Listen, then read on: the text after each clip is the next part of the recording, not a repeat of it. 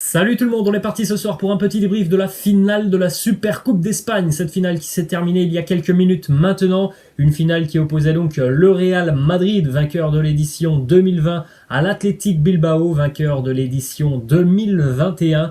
Et donc le Real s'est imposé 2-0. Premier trophée de l'année pour les merengues, peut-être le premier d'une longue série, parce qu'on a quand même une très belle équipe du côté du Real Madrid. Une victoire grâce à un but en première mi-temps de Luka Modric, un petit bijou d'ailleurs de Luka Modric, un enroulé pied droit magnifique. Et puis en seconde mi-temps, c'est Karim Benzema qui va inscrire le deuxième but des merengues à la reprise de la seconde mi-temps, après 4 ou 5 minutes. Penalty obtenu par Karim Benzema qu'il va convertir, lui-même. Petite information, le Real Madrid a terminé cette rencontre à 10 contre 11 après l'expulsion en fin de match d'Eder Militao à la 87e minute de jeu, consécutif à une faute de main dans la surface de réparation d'Eder Militao. Une faute de main qui a empêché l'Athletic de marquer. Il y a eu penalty quand même pour les Basques de Bilbao. Le penalty a été brillamment sauvé par Thibaut Courtois. Un bon match de la part du Real Madrid. Une très très grosse première mi-temps où les merengues ont dominé leur sujet. Évidemment, l'Athletic a beaucoup poussé en seconde mi-temps, mais pas énormément d'occasions franches quand même pour les Basques en seconde mi-temps. Hormis le penalty qui a donc été arrêté par Thibaut Courtois en seconde mi-temps, il n'y a eu qu'une autre frappe cadrée pour les Basques en seconde mi-temps. Donc voilà, il y a eu pas mal de mouvements dans la surface de réparation des merengues en seconde mi-temps.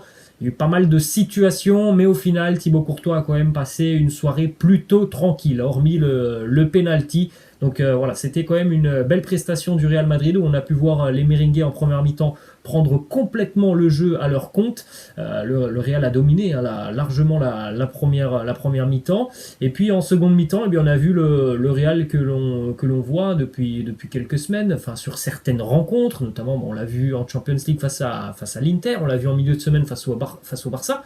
Le Real qui est capable de contrer rapidement. C'est plutôt ce Real-là que l'on a vu en seconde mi-temps, même si la seconde mi-temps elle a été globalement dominée par l'Athletic Bilbao. Le Real est venu très peu de fois dans les 20 derniers mètres adverses, mais il y a déjà eu une fois où ça a suffi pour les merengues pour inscrire le deuxième but sur penalty. Donc c'est une victoire évidemment convaincante pour le Real qui va continuer d'engranger de la confiance à quelques semaines maintenant du huitième de finale de Champions League face au Paris Saint-Germain. C'est évidemment des semaines très très intéressantes pour le Real qui continue tout simplement de se perfectionner, parce qu'on voit une équipe qui est quand même vraiment en pleine possession de ses moyens, que ce soit en première mi-temps où c'est une équipe très joueuse, ou en seconde mi-temps où c'est une équipe qui doit vraiment bien défendre, se projeter vers l'avant. Eh bien on voit une équipe qui est très cohérente sur les deux styles de jeu. Donc c'est quand même très intéressant pour la suite de la saison côté merengue. Une équipe qui est vraiment en mesure de s'adapter tout simplement, soit à son adversaire, soit aussi en cours de match à un résultat qu'il faut peut-être un petit peu plus tenir, un petit peu plus fermer le jeu. On voit une équipe du Real qui est vraiment capable de nous donner tout ça, c'est-à-dire une équipe qui est capable de jouer, qui est capable de bien défendre, qui est capable de contrer. Donc il y a vraiment de très bonnes choses côté merengue. On jette un petit coup d'œil, les amis, aux statistiques de cette rencontre.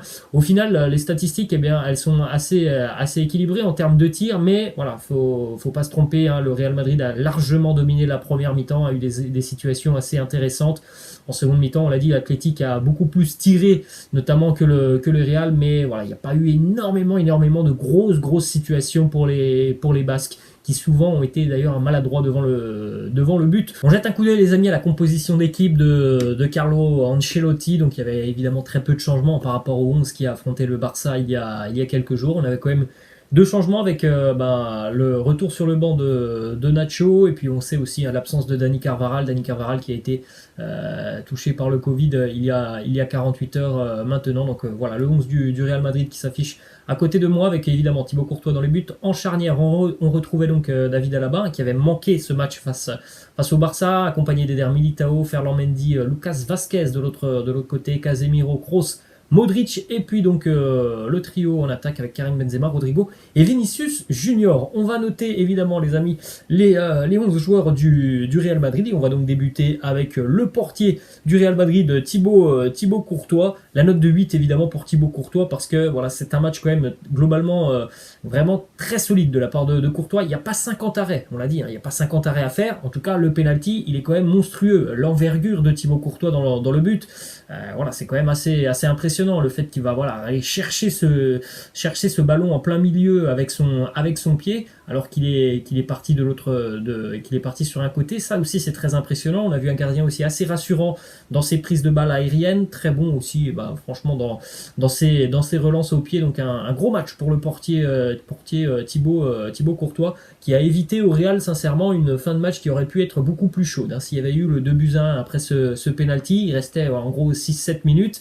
À 10 contre 11, on ne sait pas trop ce qui aurait pu se passer pour les merengues. Ensuite, on enchaîne, les amis, avec les notes en défense pour Alaba, et puis aussi pour Eder Militao. Alors, c'est vraiment une charnière qui a été globalement très solide ce soir. On a vu un Alaba vraiment très très intéressant. On a tout de suite vu déjà dans cette rencontre qu'il avait évidemment retrouvé un petit peu des sensations physiques, hein. On pouvait avoir des doutes parce qu'il était absent face au FC Barcelone. La charnière a été globalement très très solide. Je vais donner la note de 7 pour Alaba.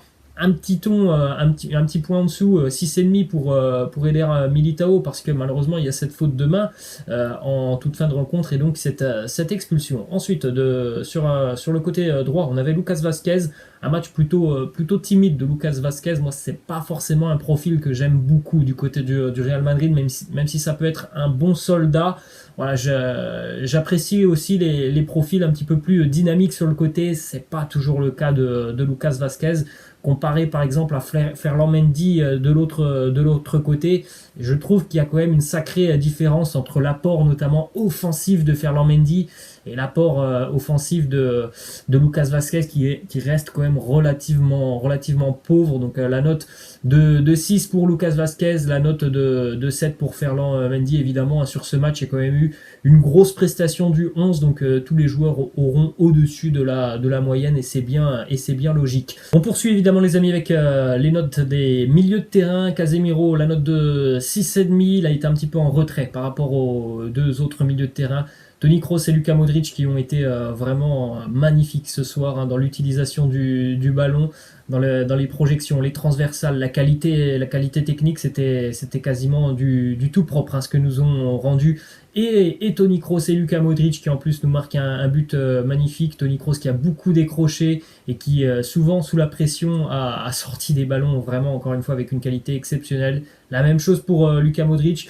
Évidemment, Casemiro, plutôt dans un rôle toujours de besogneux, qu'on voit un petit peu moins. Ça reste quand même une prestation très solide. On va terminer les amis avec les notes des trois attaquants, avec donc Vinicius, Benzema et Rodrigo. Et finalement, la meilleure note, hein, sur cette rencontre en attaque, eh bien, elle est pour Rodrigo et Karim Benzema. Karim Benzema qui est buteur, qui a eu notamment aussi une grosse situation en première mi-temps. Donc les deux joueurs vont avoir la note de 7. Et puis un ton en dessous, évidemment, Vinicius, hein, la note de 5,5 Vinicius. On s'y attendait un petit peu, hein. De toute façon, l'Athletic Bilbao laisse très peu d'espace. Ça a été le cas pour Vinicius, qui a eu un petit peu de mal quand même à s'exprimer. Il a tenté quelques incursions au plein axe, mais ça a été quand même assez compliqué. Grosse prestation quand même, hein, de Rodrigo, hein, faut le signaler. La passe D aussi pour Luka Modric. Donc vraiment quelque chose d'assez intéressant, hein, pour Rodrigo. Voilà les amis, la fin de cette petite vidéo consacrée donc à cette Super Coupe et cette finale de la Super Coupe d'Espagne. J'espère que ça vous a plu. N'hésitez pas en commentaire les amis à me laisser des petites questions par rapport à ce match, par rapport à l'avenir pour le Real Madrid, et laissez-moi aussi en commentaire ce que vous avez pensé de la prestation des merengues. Les amis, je vous souhaite une bonne soirée et je vous dis à la prochaine. Ciao.